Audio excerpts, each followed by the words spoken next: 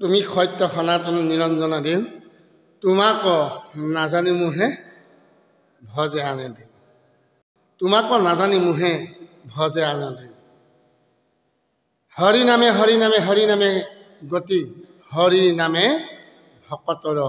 কেৱল ভকতি ৰাম নামতকৈ আৰু এই ব্ৰহ্মাণ্ডত আন শ্ৰেষ্ঠ কোনো হ'ব নোৱাৰে ৰাম নামেই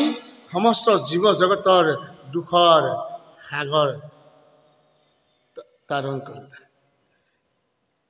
আহক সেই সাধু সমস্ত আজি আমি সেই জেগালৈ আপোনালোকক লৈ যাব বিচাৰিছোঁ যিখন নেকি সমস্ত অসম প্ৰান্তৰ ভিতৰত ৮০ দশকত প্ৰাণ প্ৰতিষ্ঠা কৰা হ'লেও উৎকৃষ্টমান সাধনৰ স্থল য'ত নেকি মাহত নাই কমেও সবাৰ পালনাম কীৰ্তন হয় সাধু বৈষ্ণৱৰ দ্বাৰা সেয়া হৈছে মহাপুৰুষীয়া পালনাম স্থান ৰংমং নুমলীগড় তেল গৰমৰ পৰা ১.৫ কিলোমিটাৰ নিলগত এই মহাপুৰুষীয়া পালনাম স্থানতেই আজি আমি আপোনালোকক দেখাম যি মহান পালনাম যজ্ঞ সাধু সমস্তৰ দ্বাৰাই আয়োজন কৰা হৈছে যে দেশৰ যেতিয়া বিপৰ্যয় হয় সমাজৰ যেতিয়া অধুনতি বা সমাজৰ বিপদগামী হয় তেতিয়া বোলে ৰাম নামৰ দ্বাৰাই তাৰ তৰণৰ উপায় চিন্তা কৰা হয় কোনো ব্যক্তি বৃহৎ যদি কাৰোবাৰ অসুখ অশান্তি বা বিপৰ্যয়ৰ মুখী হয় তেন্তে ঈশ্বৰৰ আশ্ৰয় লোৱা হয় তদ্ৰূপ একশৰণ ভাগৱতী সমাজৰ যি বিপৰ্যয় সেই বিপৰ্যয়ৰ প্ৰতি লক্ষ্য ৰাখি তাৰণৰ উপায় হেতু নিত্য নৈমিত্তিক ৰূপে প্ৰত্যেক বিপদৰ সময়তেই সমাজৰ ৰক্ষাৰ নিমিত্তেই বৰ্তমানৰ সমাজৰ কাণ্ডাৰী স্বৰূপ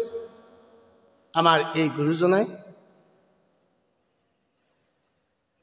পালনাম কীৰ্তন কৰি আহিছে অসমৰ বিভিন্ন প্ৰান্তৰ পৰা ভকত নিমন্ত্ৰণ কৰি আনি এই সত্ৰখন বা এই থান ভাগিলে আহক এই সাধু সমস্তৰ দ্বাৰাই যি আয়োজন কৰা মহাপালনাম কীৰ্তন কৃষ্ণ শংকৰ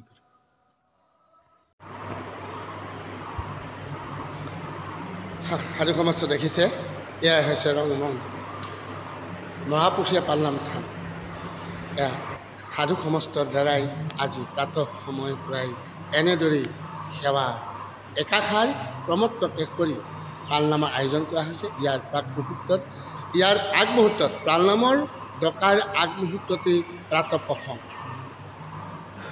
আৰু বৰগীত আৰু নাম প্ৰসংগৰ অন্তত এই পালনাম আহ্বানৰ এক প্ৰণালী আপোনাৰ আগত দেখা হৈছে মহাপুৰুষীয়া পালনাম থানৰ আমি আপোনালোকৰ আগত বহুত বাৰ কৈ আহিছোঁ ইয়াৰ গুণ মান আৰু কৃতিত্ব বিষয়ে আপোনালোকে অসমৰ বিভিন্ন স্থানত এই নামঘৰ সত্ৰ বা পালনাম থান আছে কিন্তু সেই সাধু সমষ্টি যেনেদৰে এই ৰংমং মহাপুৰুষে পালনাম স্থানত নাম যজ্ঞ চাৰি প্ৰসংগ ক্ৰম ৰক্ষা কৰি অহা হৈছে আৰু লগতে সপ্তাহত বা মাহেকত 30 দিনৰ ভিতৰত 6 দিন পালনাম কৰা হয় আমাৰ এই মহাপুৰুষীয়া পালনাম থান পৰম শ্ৰদ্ধেয় আচাৰ্য জ্ঞানাৰাম দাস অমৃত হস্তে মহাপুৰুষীয়া পালনাম থান ইয়াত আমি বাৰ্ষিকভাৱে মহৎ যজ্ঞ অষ্টপ্ৰহৰ জুৰি 3 বাৰ অনুষ্ঠিত কৰোঁ ভাদ মাহৰ শেষত আমি সুন্দৰকৈ পালনাম অনুষ্ঠিত কৰোঁ আৰু গোটেই মাহটো আমি সুন্দৰভাৱে তিথিয়ে পাৰ্বণে আমি পালনাম এষাৰ গাই যাওঁ। আৰু আমি এখন আগতি সমাজৰ প্ৰতিষ্ঠা দিৱস 21 জুনত সেই তাৰিখত আমি পালনাম এষাৰ শক্তিশালী ৰূপত অনুষ্ঠিত কৰোঁ। আৰু প্ৰতিমাহে আমি এই দেশৰ সমস্ত সংকটকালীন অৱস্থাৰ পৰা ৰক্ষা পাবলৈ বিশ্ব শান্তিৰ অৰ্থে দুবাৰ এবাৰ আমি পালনাম অনুষ্ঠিত কৰি যাওঁ। এই মহাপালনাম বৈকুণ্ঠ ৰমগস্ত বিশ্ব শান্তিৰ অৰ্থে গুৰু ধৰ্ম ৰক্ষাৰ্থে এই নাম